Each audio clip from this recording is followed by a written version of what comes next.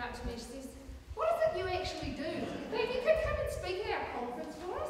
And I was a bit gobsmacked about the fact that I thought, actually, I do work for City Council on a community project, and it was interesting that quite a few people at Sport by Kiddo didn't know what I was actually up to, even though you do fund me some money. Thank you. So my partners in this project, so we have Sport New Zealand, so it's part of the Active Communities investment, and so Sport New Zealand decided that it was really good for us to invest in a project that we were going to do at Hamilton City Council around active communities and activating our open green spaces in low decile areas. So thank you to Sport New Zealand, because otherwise I wouldn't be standing here about now. So then Hamilton City Council, they've put some funds in the pot and have realised that having active communities is really, really good for their overall city look and about engaging with the youth and the community about what's going on out in their community. And then of course there's the mighty sport workers. So without them, I wouldn't be here as well. So it's been a great journey. I've been on a 3-year project. I'm actually in the 4th year of my 3-year project, because I didn't use all my funds. I used other people's money to actually get me a lot of results. So I've actually been able to stay on for an extra year. And I think everybody's pretty happy about that. So the 3 areas that I've been working in is Fairfield, which is over just down the road there, and Crawshaw Norton, which is over the other side of the river, and now I'm actually based in Melbourne. So 3 areas which has got low decile, high population of Māori and Pacific Islanders. So who do I work with? I work with the community houses, I work with the local schools, I work with RSTs, sports clubs, local organisations and university students. So I work with community houses in the areas that I'm working in to find out what the needs are and what they require and what they would like, the outcomes they'd like to see in their community. I also work with the local schools about activating the open green spaces that are next to their school, so actually walking through that gate and coming out to the green space that's right next door to the school and actually recreating in that space more so than actually keeping them in behind the fence, because there's a lot more area for them to move around and lots more places for them to be more creative. RSTs, I work with them about making sure that they come and support me, so team energise, come and help out at events that I do. I also work with Kiwi Sport and also with the other development officers that they have out there at the Sports Force team, sorry, I shouldn't forget them, I used to be a squash development officer back in the day. And they come out and they actually help facilitate some of the things that I do in the park. So from all this we've pulled out some really interesting results, and it's been really, really good for me to report back to Sport New Zealand about what the outcomes are and what we've found and what the key learnings are for the project. Also working with sports clubs, trying to get them to actually use the open spaces that we have. Fairfield Park was a fine example. It was a park that had not a lot of sporting activity happening, a lot of negative or deviant leisure as they call it, occurring on a regular basis. And when I first moved into Fairfield, I would be working in the school, in the hall there, and I would go out after school and there would be fights in the park.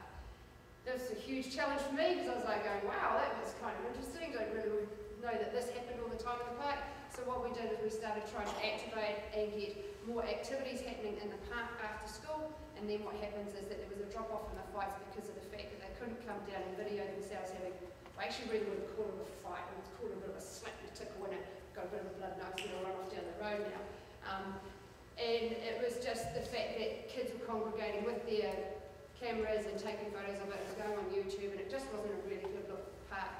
So by activating the space and making sure that there was lots of activity happening, we ended up deterring the fights, and it's actually a much healthier, safer place for the community, and that's the key word, community, become and recreate.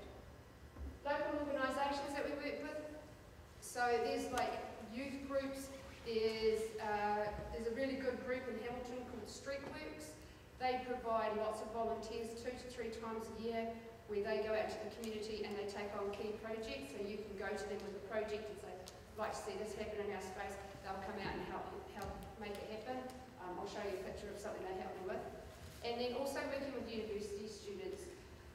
Through Sport and Leisure, I've worked with Lisa Hayes, and I've been able to get university students who have to do practicum papers to come out and complete tasks for me to give me a good result on my KPI to report back to Sport New Zealand, but to actually help them pass a paper as well. So it's about making sure that we're interacting with these people and using the untapped resources of these students to actually deliver programs for the betterment of their education, but also helping us provide sport and opportunity to the people in the community. So this is a Streetworks event that I worked on. So when I was in Fairfield Park, we had a set of 4 tennis courts, and this is what they looked like when we got there. We took down all the trees that created a barrier, so we did a bit of what they call CITED, which is crime prevention through environmental design, and we got the Streetworks people to come in and actually help me revamp the courts. So we had 4 unused courts that were hidden behind trees in a park. We took the trees down, we spruced it all up, we changed 2 of the tennis courts into a basketball cum netball court, and then we got some tennis nets from Waikato Bay of Tennis and started a tennis court. So now we've got a great facility which has got basketball, tennis and netball, and this is used on a regular basis by everybody in the community. So I think trying to influence people to use things, it's about making sure that our green open spaces have opportunities for people to actually go and recreate and try new things themselves. And now what we did, we also engaged the community in these projects, and so now they're actually using that space more.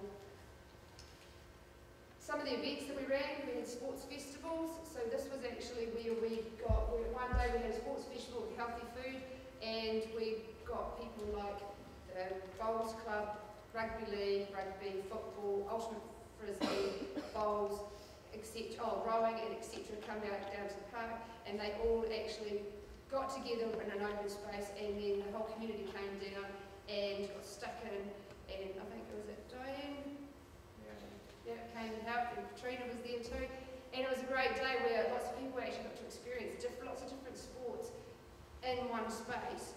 And I think it would be really good if in the future we could sort of get something like this happening with like muster days for different sports, if they could all congregate together in one place, and then if they're in a local area, and then they could actually have trial spaces for you to trial sport, but then also learn about what it is to become involved in a club.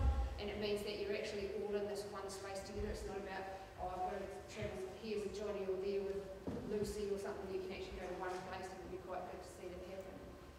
Sports Festival was good. We also ended up getting clubs talking to clubs. So we had a rugby league club that were talking to a rowing club about what they were going to do in the off-season.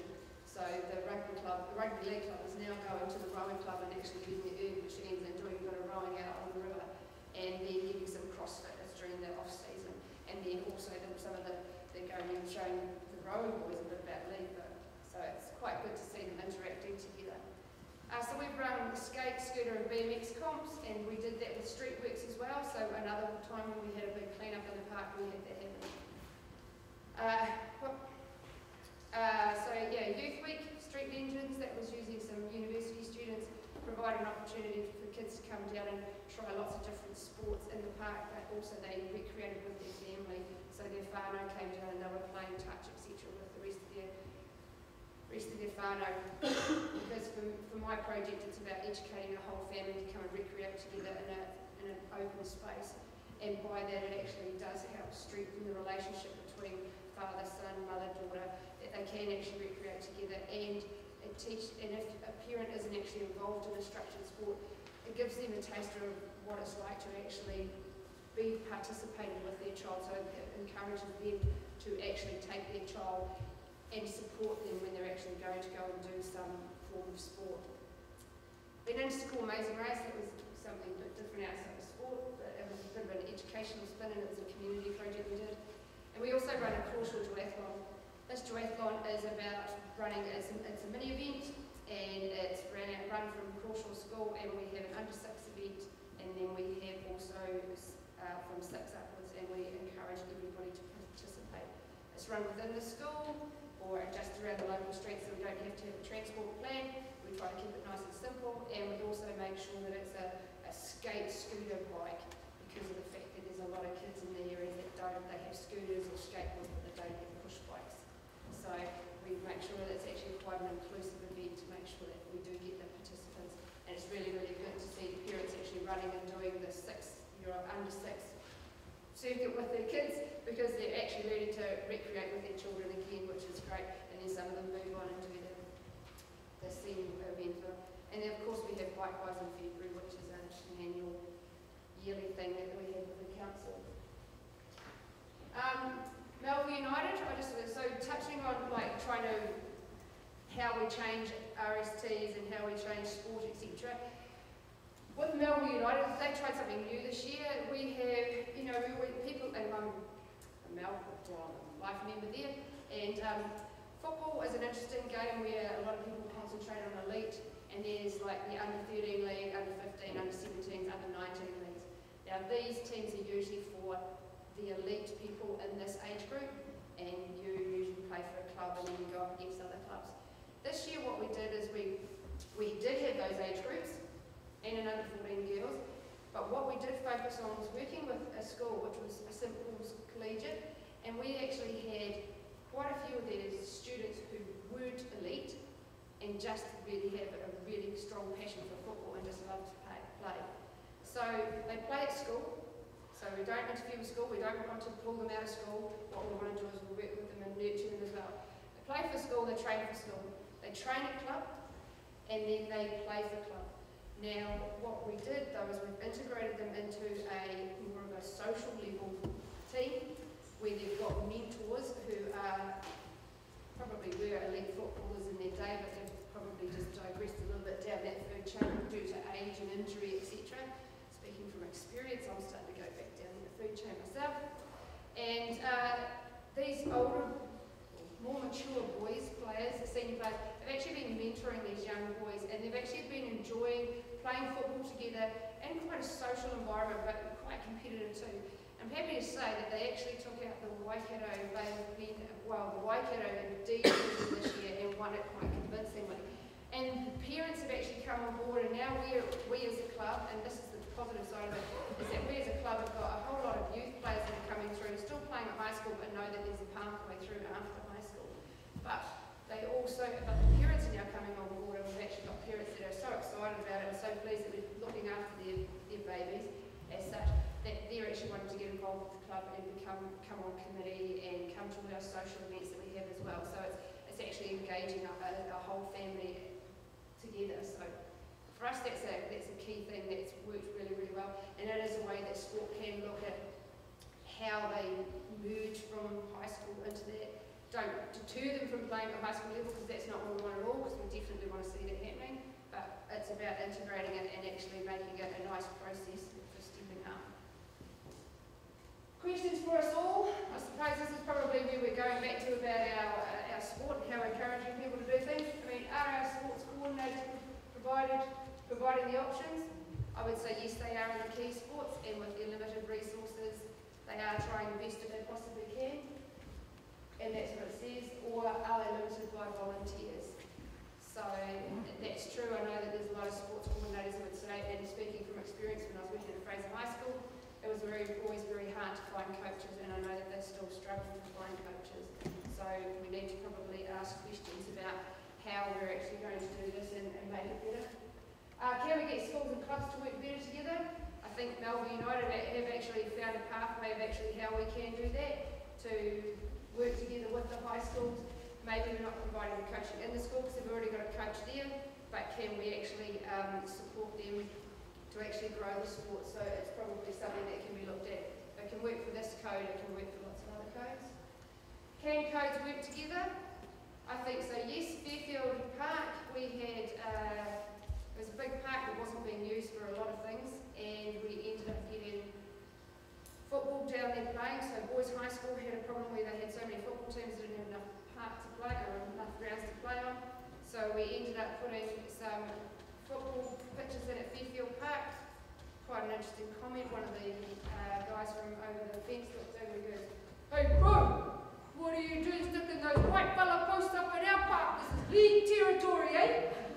And it was one of these things where the football guys were going, "Oh my gosh, are we going to be right there?" And I said, "Hey, why don't we talk with the league guys and say, let's share the space." So now we've actually got rugby posts or rugby league posts on top of football field, which happens at schools, etc. But and now we've got 2 codes that are actually using that part.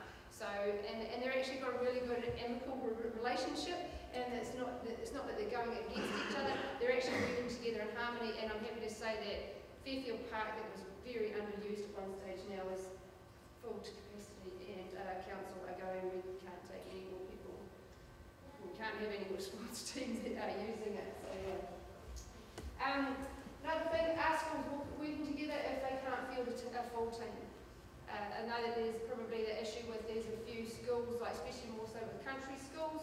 How do we foster a relationship where we actually get these kids to the schools to start talking to each other to actually combine their resources and actually start playing together for the betterment? Because I know for a fact that a couple of schools within the Hamilton boundaries, they say that, oh, we couldn't field a team, so we just didn't enter one. And have we got other schools out there that are in the same road? And how do we retrain parents to be more supportive, or do we plant the seed in our youth? I think that's a huge question because of the fact that working in a low decile area, the kids want to play. All you need to do is chuck them a ball, be out there, not structured. They just want that unstructured fun, have a ball, they'll make their own games up, they'll really, really have fun and do what they can. And you go, oh, something about, oh, get your parents down. Oh, nah, mum and dad are doing something else. And it's heartbreaking to see that this happens, and that's where the transport issue comes in and the cost, etc. for some of these at-risk youth. But I think by planting the seed early in our youth, it may help them develop and grow them so that they will actually be aware of the opportunities that they've got in the future. Very much like what Team Energize are trying to do by getting into the schools and actually promoting that healthy eating, healthy action at that younger age, because you can't retrain some parents, but you can actually nurture our youth to become wonderful human beings. So,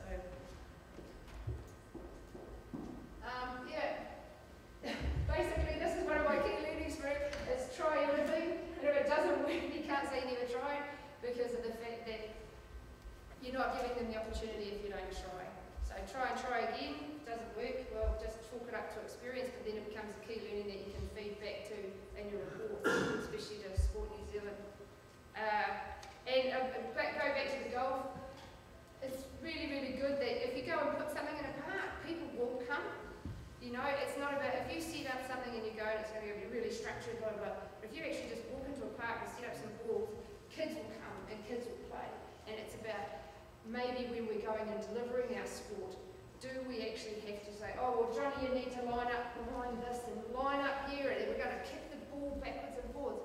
Maybe it's about, let's just get a ball and kick it around. But then during that time of play, you say, oh, hey, mate, have you tried doing it this way? And is it about our delivery? And that's a huge thing that we have to think about. Is it about our delivery? And from working in the community, I know it's about the delivery because we had sports coming in and they were trying to do their structured stuff and the kids were like, I've been at school all day, not interested in this. As soon as you just said, right, let's just play, they were like, oh yeah, okay. And then they'd make up their own rules, and it was actually quite interesting because you're letting them become a little bit creative and taking charge of it, but you were still there facilitating. And from a council person, remember to vote, have your say, because if you don't, you're going to get some people in council, or you're going to get me you don't like, so I'll just have to push that. It's being a bit of a laugh. But no, heck no. Hell no. I like things, so yeah. But that's about it for me. Probably a little bit sort of semi-off topic, but now I hope